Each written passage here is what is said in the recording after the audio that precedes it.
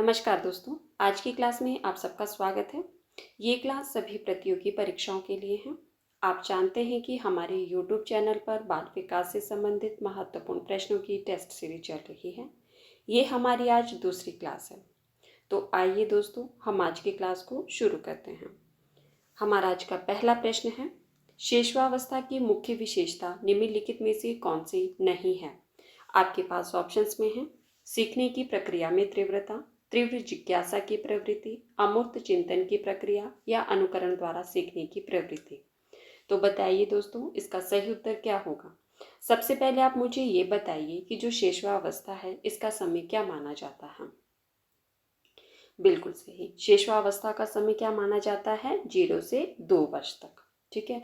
अब आपको बताना है कि जब हमारी एज 0 से 2 वर्ष तक की होती है या जब बच्चे की एज 0 से 2 वर्ष तक होती है तो उनमें इसमें से कौन सी विशेषता नहीं होती है, उसका चयन करना है आपको। बिल्कुल सही, जिन साथियों ने ऑप्शन नंबर सी बताया है उनका उत्तर सही है। ठीक है। जब बच्चे की एज 0 से 2 मतलब कि शेषवावस्था होती है तब बच्चे में सीखने की प्रक्रिया में तीव्रता भी होती है, तीव्र जिज्ञासा की प्रवृत्ति भी होती है, अनुकरण द्वारा सीखने की प्रवृत्ति भी होती है। ठीक है। लेकिन अमूर्त चिंतन की प्रक्रिया नहीं होती है। अमूर्त मतलब अदृश्य चीजों के बारे में सोचने की जो है वो क्षमता उसके अंदर नहीं होती। तो हमारा सही उत्तर क्या हुआ? Option number C. हमारा अगला प्रश्न है, सामान्यतः 90 से 109 के बीच बुद्धि लब्धि वाला बालक किस श्रेणी में आता है? आपके पास ऑप्शंस में है प्रखर बुद्धि, सामान्य बुद्धि, श्रेष्ठ बुद्धि या मंद बुद्धि। तो इसका सही उत्तर क्या होगा? बताइए दोस्तों, जिनका IQ लेवल 90 से 109 के बीच में होता है वह किस श्रेणी के अंतर्गत आते हैं? बिल्कुल सही। आपको याद होगा कि हमने पढ़ा था टर्मन के बुद्धि लब्धि वर्गीकरण के अनुसार कि जिनका IQ लेवल 90 से 109 के बीच में होता है वह बालक किस श्रेणी में आता है? सामान्य बुद्धि। ठीक है। आप जानते हैं कि लगभग 50% जनसंख्या जो है वो इसी श्रेणी के अंतर्गत आती है। तो हमारा सही उत्तर क्या हुआ? Option number B. हमारा अगला प्रश्न है, मानव का विकास और व्यक्तित्व किन दो कारकों की अंतःक्रिया का परिणाम है? आपके पास ऑप्शंस में है केवल अभिभावक एवं अध्यापक, केवल सामाजिक सांस्कृतिक कारक, अनुवान वंशानुक्रम एवं वातावरण या केवल आर्थिक स्थिति। तो बताइए दोस्तों, इसका सही उत्तर क्या होगा? आपको बताना है कि जो मानव का विकास और व्यक्तित्व होता है वो किन दो कारकों की अंतःक्रिया का परिणाम है। इनमें से जो आपके पास ऑप्शंस दी गई हैं। बिल्कुल सही, जिन साथियों ने ऑप्शन नंबर सी बताया है उनका उत्तर सही है। ठीक है। वंशानुक्रम एवं वातावरण, आपको याद आ रहा होगा कि हमने पढ़ा था कि वुडवर्थ ने कहा था कि जो मानव का विकास है वो कैसे होता है? वंशानुक्रम होता है। नहीं, जैविक जो उसकी क्षमताएं होती है वो आनुवांशिकता से मिलती है, लेकिन जो उनका विकास होता है वो किस पर निर्भर करता है? वातावरण पर निर्भर करता है।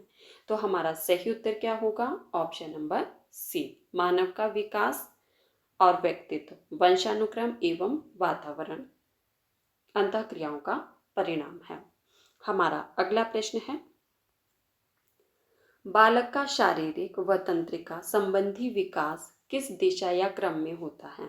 आपको बताना है कि जब बालक का शारीरिक विकास होता है तो वो किस दिशा व क्रम से होता है।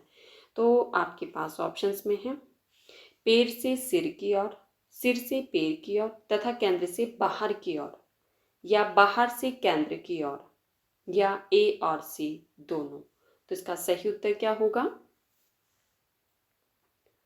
बताइए दोस्तों। बिल्कुल सही, जिन साथियों ने ऑप्शन नंबर डी बताया है उनका उत्तर सही है, पैर से सिर की ओर, बाहर से केंद्र की ओर। ठीक है। हमारा अगला प्रश्न है, समीपस्थ विकास का क्षेत्र का विचार किसने दिया था? आपको बताना है कि समीपस्थ विकास का क्षेत्र का विचार किसने दिया था। आपके पास ऑप्शंस में है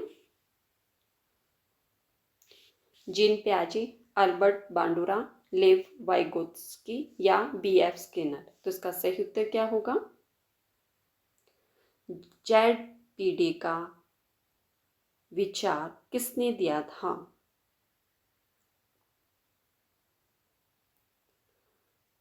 सबसे पहले आप मुझे ये बताइए कि जो जेड.पी है वह क्या है?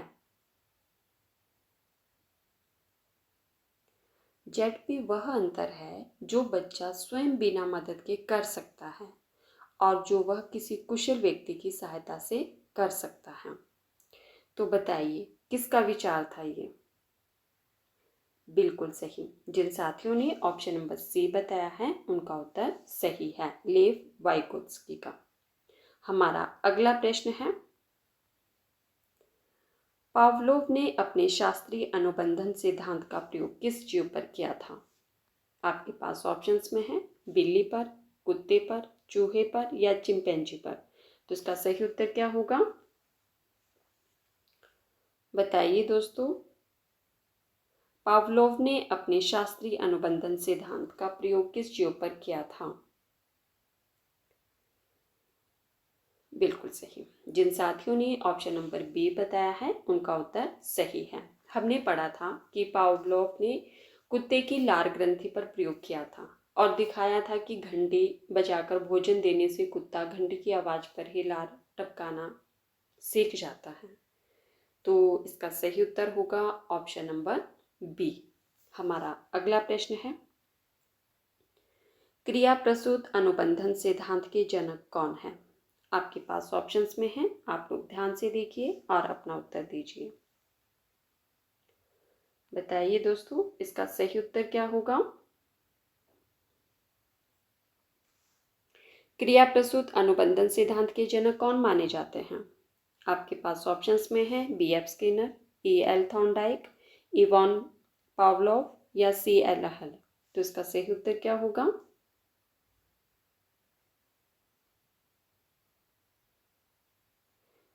बिल्कुल सही। जिन साथियों ने ऑप्शन नंबर ए बताया है उनका उत्तर सही है। क्रिया प्रसूत अनुबंधन सिद्धांत के जनक कौन माने जाते हैं? बी.एफ. स्किनर। स्किनर ने चूहों और कबूतरों पर प्रयोग कर बताया था कि व्यवहार के बाद मिलने वाला पुनर्बल यह तय करता है कि वह व्यवहार दोहराया जाएगा या नहीं। ठीक है। बी.एफ. स्किनर ने किस पर प्रयोग किया था? चूहों और कुत्तों पर। ठीक है। हमारा अगला प्रश्न है, और क्रिया प्रसूत अनुबंध सिद्धांत के जो जनक माने जाते हैं वो बी.एफ. स्किनर ही माने जाते हैं। यही हमारा प्रश्न था। हमारा अगला प्रश्न है, मुझे एक बालक दे दो, तुम उसे जो बनाना चाहते हो, डॉक्टर, वकील, चोर, मैं बना दूंगा। यह प्रसिद्ध कथन किसका है? आपके पास ऑप्शंस में है RS. Woodworth, JB. Watson, William McDougall या सिगमंड फ्राइड। तो इसका सही उत्तर क्या होगा?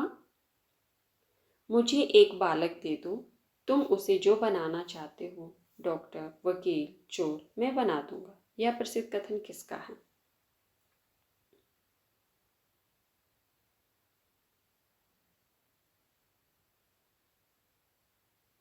बिल्कुल सही। जिन साथियों ने ऑप्शन नंबर बी बताया है उनका उत्तर सही है। किसका कथन है ये? जे.बी. वॉटसन का। जे.बी. वॉटसन जो कि व्यवहारवाद के जनक माने जाते हैं। कई बार परीक्षा में प्रश्न पूछा जाता है कि व्यवहारवाद के जनक कौन माने जाते हैं, तो दोस्तों आपने याद रखना है कि जे.बी. वॉटसन। उनका मानना था कि वातावरण इतना शक्तिशाली है कि वह किसी भी बच्चे के व्यवहार को पूरी तरह से मोड़ या ढाला जा सकता है। मतलब किसी भी बच्चे के व्यवहार को पूरी तरह से उसी रूप में मोड़ा या ढाला जा सकता है। तो इससे दो प्रश्न आपके तैयार हो गए हैं। एक तो आपका यही वाला कि ये कथन किसका है? जे.बी. वॉटसन का। एक आपने इसके साथ साथ और ध्यान रखना है कि व्यवहारवाद के जनक कौन माने जाते हैं? वॉटसन। ठीक है। हमारा अगला प्रश्न है, साथियों जो पहली बार चैनल पर आए हैं प्लीज़ चैनल को सब्सक्राइब करना, बेल आइकन को प्रेस करना ताकि आने वाली हर वीडियो की नोटिफिकेशन आप तक पहुंचे। ठीक है। और अगर आपको क्लास पसंद आए तो प्लीज़ वीडियो को लाइक कर देना, वीडियो को हाइप भी कर देना और अगर हो सके तो वीडियो को ज़्यादा से ज़्यादा शेयर भी कर देना। हमारा अगला प्रश्न है, बहुबुद्धि सिद्धांत का प्रतिपादन किसने किया था? आपके पास ऑप्शंस में है अल्फ्रेड बिने, हार्वर्ड गार्नर, फ्रांसीसी गॉल्डन या चार्ल्स स्पीयरमैन ने। तो बताइए दोस्तों, इसका सही उत्तर क्या होगा? बहुबुद्धि सिद्धांत, थ्योरी ऑफ मल्टीपल इंटेलिजेंस का प्रतिपादन किसने किया था?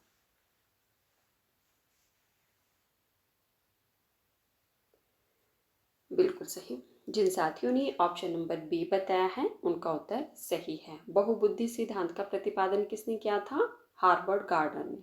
ठीक है।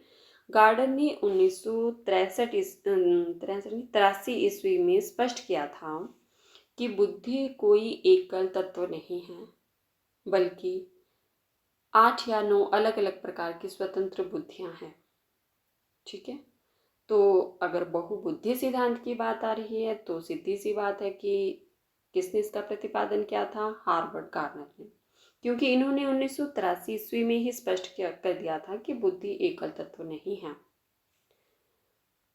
8-9 बुद्धि, अलग अलग प्रकार की स्वतंत्र बुद्धियों का इन्होंने प्रयोग किया था। अलग अलग बुद्धि मतलब जैसे भाषाई, तार्किक, संगीतात्मक, इस तरह की जो बुद्धियां हैं वो सभी अलग अलग तरह की है। तो बुद्धि जो है वो कोई एकल तत्व नहीं है। हमारा अगला प्रश्न है, व्यक्तिगत भिन्नता का मूल कारण क्या है? आपके पास ऑप्शंस में है केवल वंशानुक्रम, केवल वातावरण, वंशानुक्रम और वातावरण की जटिल अंतःक्रिया या केवल आयु व परिपक्वता। तो इसका सही उत्तर क्या होगा? बताइए, व्यक्तिगत भिन्नता का मूल कारण क्या है?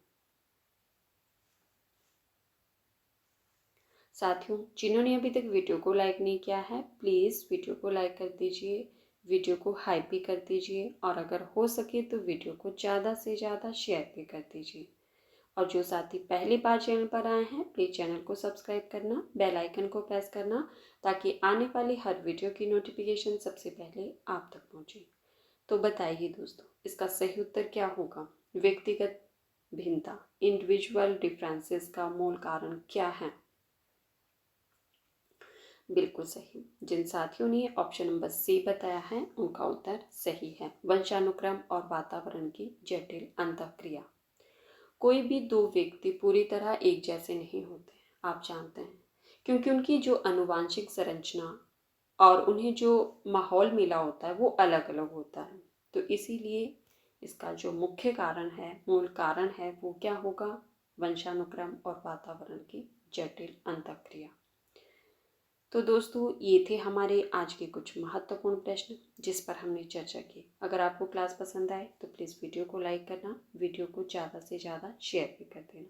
हमारे यूट्यूब चैनल पर हर रोज़ क्लास होगी, चाहे वह 10 प्रश्न हो। अगर आप लोगों का सहयोग रहा तो हम प्रश्नों की संख्या भी बढ़ा देंगे और थोड़ा सा लेवल भी उस हिसाब से होगा जब हमें पता चलेगा कि आप लोग किस परीक्षा की तैयारी कर रहे हैं। ठीक है।